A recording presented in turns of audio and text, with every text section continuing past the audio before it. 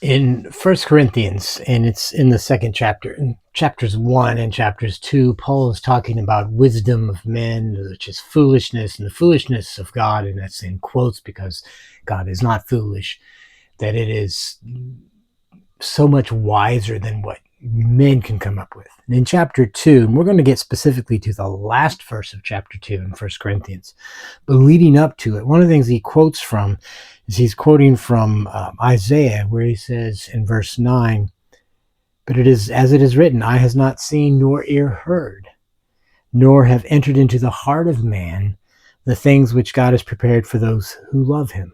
And so this notion that we get from Isaiah is that we can't even understand what God has in mind in his thoughts. And we can think of other places where it says his thoughts are so far above our thoughts, and they're not our thoughts.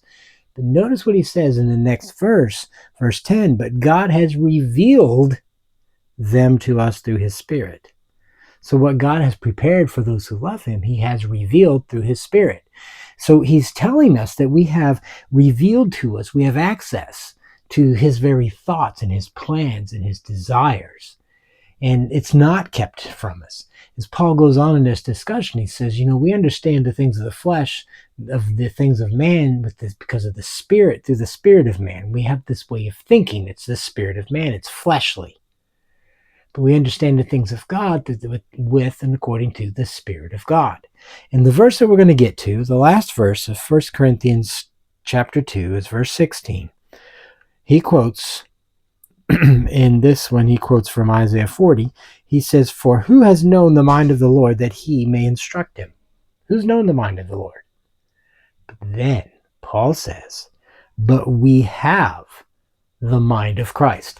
And so in all of this, he is showing us and telling us how we actually have access through the Holy Spirit, through God's presence and his dwelling with us, to his very thoughts, his very approach, how he views, what his plans are, what his desires are. We have access because, as he says, we have the mind of Christ, which is completely and totally through the Holy Spirit, through the gift of the Spirit, that we can know all things. He tells us elsewhere, Jesus says that we don't need anybody to teach us.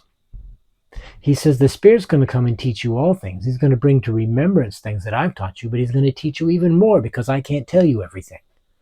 And in 1 John, that's when he says that you have no need to somebody to teach you because you have the Holy Spirit.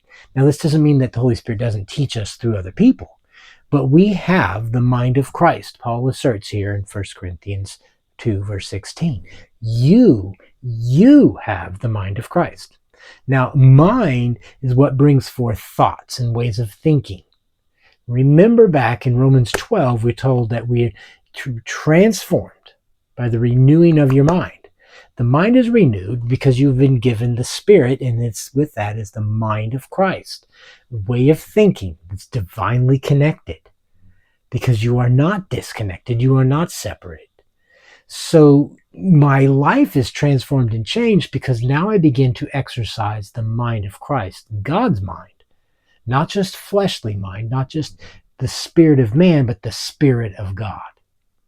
And this changes everything. So my thoughts, it's not that I need to change my thoughts, but it's what mind am I thinking from? What mind is giving birth to the thoughts that I have? And this isn't some little play and gimmick. This is the reality. As Paul says, you have the mind of Christ. Knowing you have the mind of Christ, he also says later on in 2 Corinthians is about bringing every thought into captivity to the obedience or the conforming to Christ, meaning the mind of Christ should be bringing forth the thoughts. And if I see other thoughts, which are habits that I've developed elsewhere, not according to the mind of Christ, I want them to stand out so I can say, whoa, wait a minute. That's not my mind. That's a fleshly mind. And I have the mind of Christ. And this little shift in how I look and view and realize that it's the mind that's changed. It's been renewed. It brings forth different thoughts. And if other thoughts show up, I don't embrace them. I don't hang on to those. I'm going to say, wait a minute.